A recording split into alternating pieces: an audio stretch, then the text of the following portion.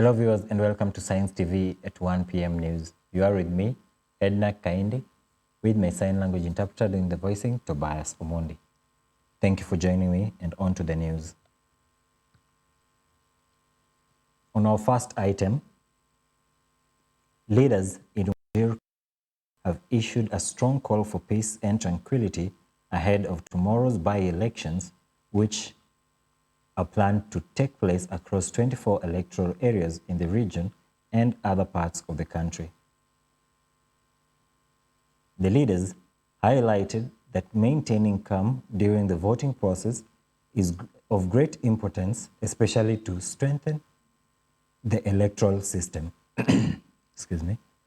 Speaking to reporters in Wajir Town, Hafid Maalim, the chairman of Persons with Disabilities in the Northeastern region, framed the mini-polls as a significant test for the newly gazetted IEBC commissioners. The leaders urged all political actors and the electorate to uphold the Electoral Code of Conduct and to ensure a free and fair process. Being decent and polished voters, musitumike na politicians, babaishwe ama mtumwe na politicians ya kwamba mupigane ndugu kwa ndugu. Nyinyi ni majirani, mtabaki mkuwa majirani, mudumishe amani, tukuwe na amani kwa hii peace election. It will determine 2027 tukuwe electoral. Tuwe watu ambaye tumesoma, tunajua haki yao, vote, tusiwe tunapatiwa pesa ambaye baadaye inalete vurugu.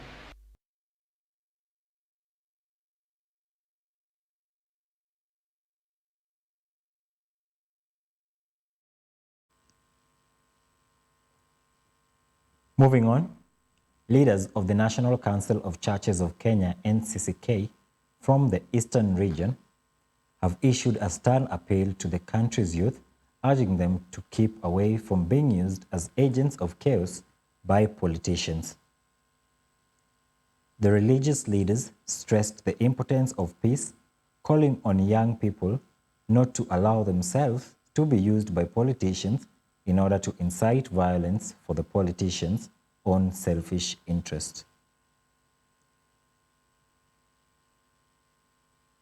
The statement comes amid heightened political activity and a call for care against practices that could threaten national unity and peace.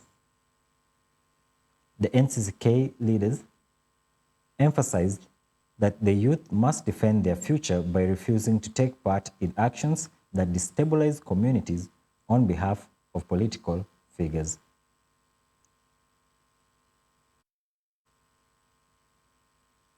The church body reiterated its commitment to promoting peace, responsible governance, and ethical political participation across the region.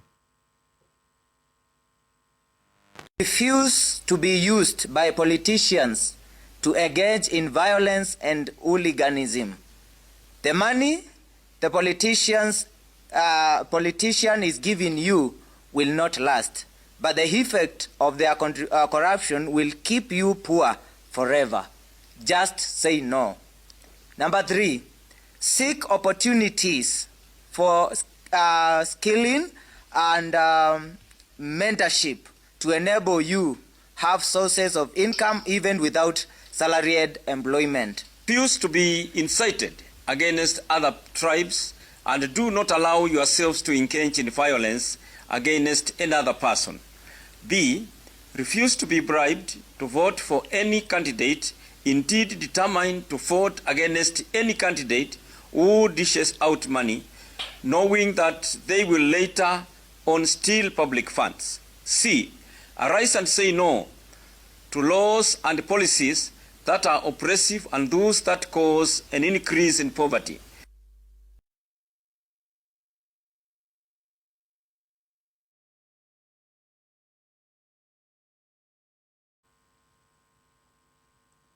Moving on, the human rights and pro-democracy organization that's Vocal Africa Group, has released preliminary findings on the upcoming November 27th by-elections, warning that the political climate is heavily characterized by electoral malpractices.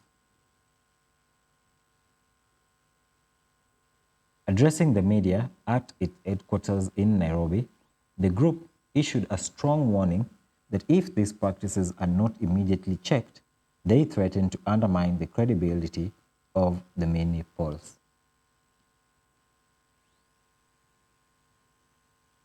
The organization stressed the urgent need for relevant institutions to step in and to ensure a fair and level playing field before the polls open for tomorrow.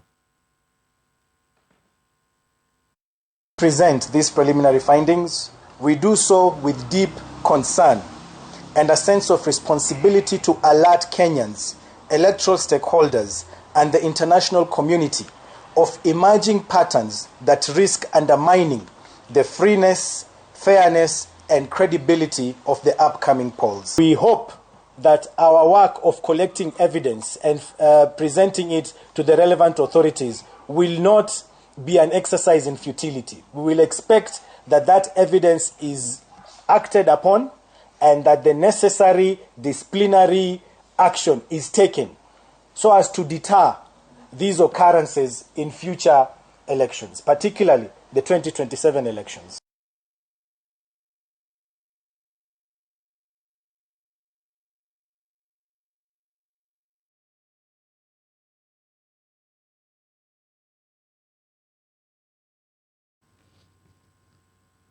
Moving on, Wiper Party leader Kalonzo Musyoka has leveled serious allegations against the Independent Electoral and Boundaries Commission Secretariat, claiming that it has unlawfully extended the ballot printing contract that is held by Smartmatic International.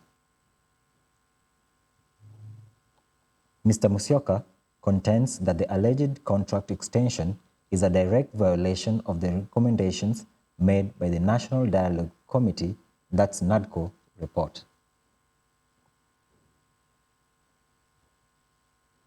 The Wiper Patriotic Front leader specifically pointed the finger at the IEBC Chief Executive Officer Hussein Marjan, accusing him of actively pushing for the controversial technology company to be re-awarded the contract. The NADCO report had called for a comprehensive review of the electoral body's processes and technology in order to enhance transparency and public confidence ahead of the 2027 general election. Smartmatic hawa na wale wengine wote mofo, nilitangulia kusema kwamba chini ya ulinzi wa huyo CEO aitwa Marjan, CEO wa IEBC, ambaye mimi nilikuwa katika NADCO, kumbukeni NADCO committee, pamoja na mjumbe hapa Malindi, tulikuwa pamoja wanachama, na tulirecommend huyu mtu Marjan hatua yake asije akakaribia 2027 CEO. Lakini kabla hata hii tume mpya kujua vipi wanaendelea, yeye tayari amefanya direct procurement, extend contract ya hii kampuni inaitwa Smartmatic, ambao hata walikatili uamuzi wa mahakama kuu, kumbukeni that time, kufungua open the server, walikataa. Hao wamepatiwa idhini extension up to 2026.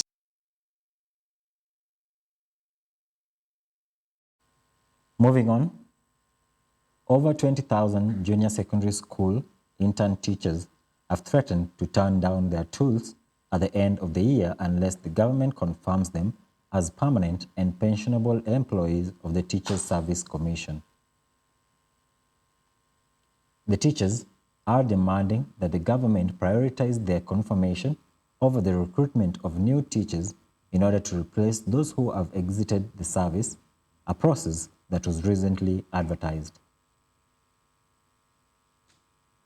Addressing the media in Siaya Town on Tuesday, the JSS intern teachers led by the Siaya County Chairman Lawrence Seda, accused the government of misrepresenting the terms of their employment.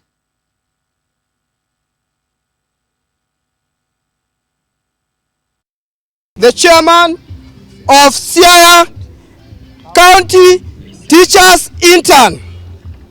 Today, Mungu's power! Power! Mungu's power! Power! Today, we are telling the government that we only sign 1-year contract, an unrenewal non-year contract, not 2 years contracts as always be purported by the president. Mungu's power! Power! Mungu's power! Power! Mungu's power! Power! To the government again, we are aware that there are letters circulating online being supplied by the MPs.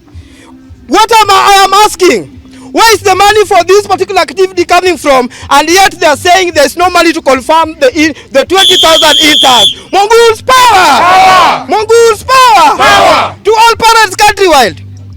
I repeat, to all parents countrywide, there will be no science teacher come January in your JSS schools if the government will not confirm the 20,000 interns. Mungu's power! Power! Mungu's power! Power! Mungu's power! Power! Again to the government. President Ruto, we are reminding you that you have only employed 50,000 teachers, 56 teachers, 56,000 teachers, 56,000 teachers, 56,000 teachers, and not 76,000 teachers as you have always been telling the public. If you want it to be 76,000, please confirm the 20,000 intern teachers. Mungu's power! Mungu's power! Mungu's power! Maneno ya cheap labor imeisha. Are we together? Yes. There is no cheap labor. Are we together? Yes. No confirmation. No renewal. No.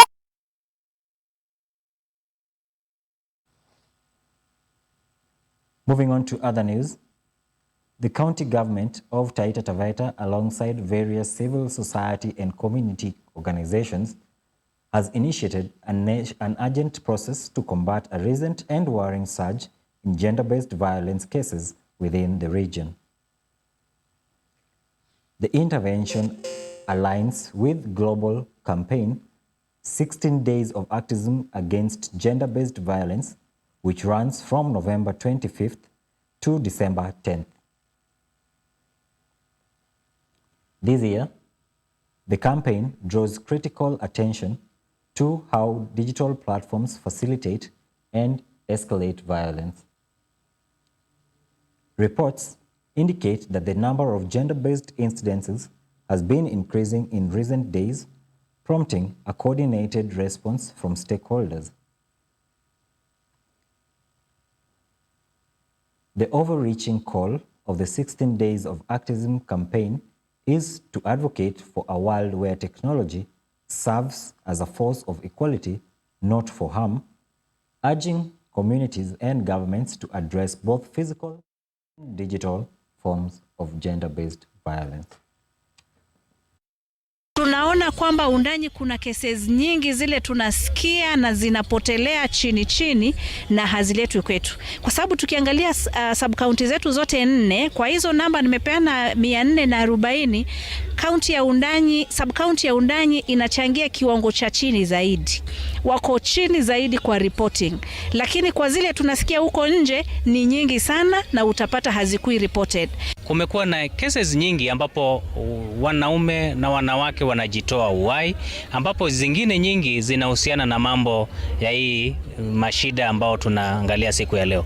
Kwa hivyo leo ndio sababu tuko hapa na tumeamua lazima kama serikali ya kaunti, kama washikadau, kama wananchi lazima tumalize hii shida ambao imekuwa kubwa sana. Taita Taveta imeendelea na kuwa na cases zikiongezeka mwaka baada ya mwaka. Na sasa tunaona ni kama inaelekea kuwa mbaya zaidi.